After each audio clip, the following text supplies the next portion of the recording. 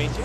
Make sure you get out and vote on the 6th. The idea that man should be free, that man should have rights, that man is inherently worthy of dignity and of rights, is not something which appeared ex nihilo.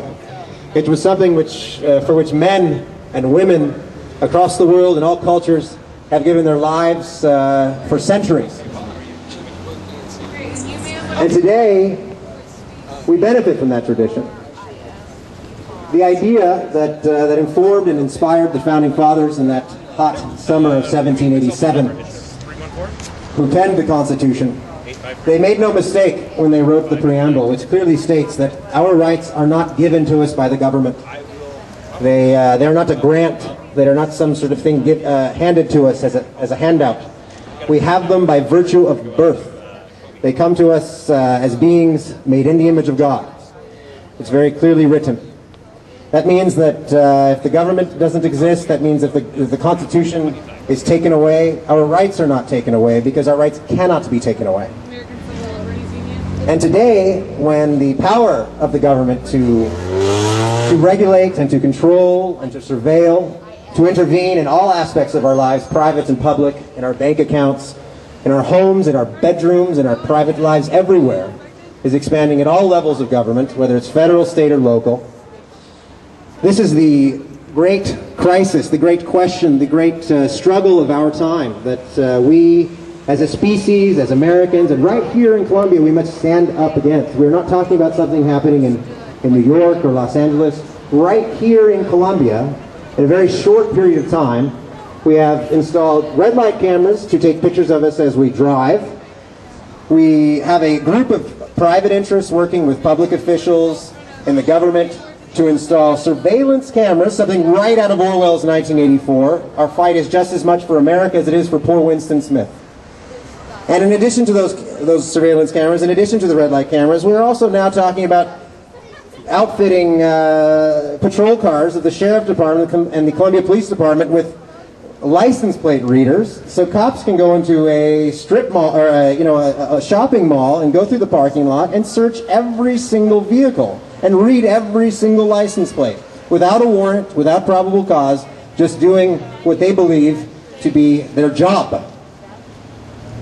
So right now we're coming together as a community, as in the spirit of our country, of our republic, to voice our opinions on not just any common ballot initiative, that's a simple levy.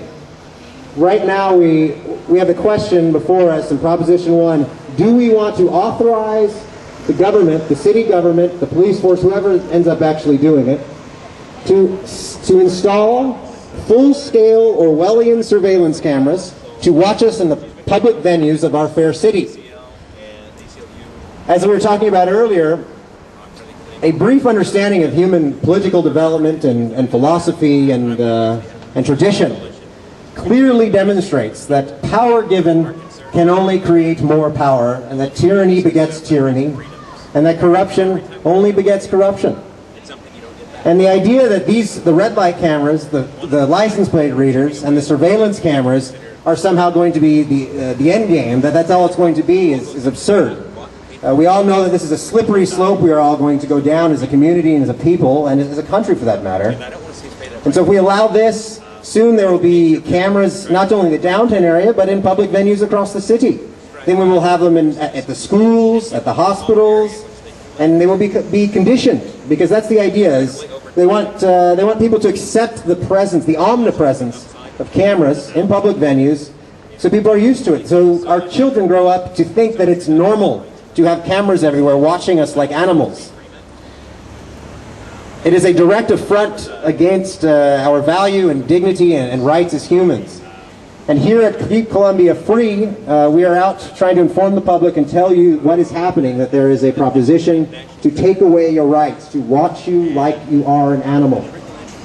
And although we're not here to say that the event which inspired Keep Columbia Safe to bring the ballot initiative up to vote was not something we should ignore. What happened to Mrs. Taylor's son was a crime against his person, against his natural rights, and against his dignity, which is to say that it was just as much a crime against man as it was against God. and to say that out of that injustice, out of that unfortunate occurrence, that we should give up our rights, that we should be surveilled, that we should be watched by the government. What's more, with cameras installed with our taxes. With the case of the red light cameras, of course, we're also talking about $40 out of every $120 is actually going to a private corporation, which means that there's a private profit interest involved in having these cameras go up. And make no mistake about it, I don't know we don't have the figures here, but the surveillance cameras are not free, and someone is going to make a bundle. And we're not just talking about cameras installed in one place. These are actually going to be mobile cameras, and it's going to be something right out of 1984. The idea that we are going to give in to this, that we're going to accept this, is just it's unconscionable. It's a great travesty against our political traditions, the struggles that people have made throughout all history for freedom and for dignity, for natural rights. The idea that our rights come to us not from the government, but we have them from birth. And so we're here to ask you to vote against this proposition. It's very important to remember that that government is supposed to exist at our behest.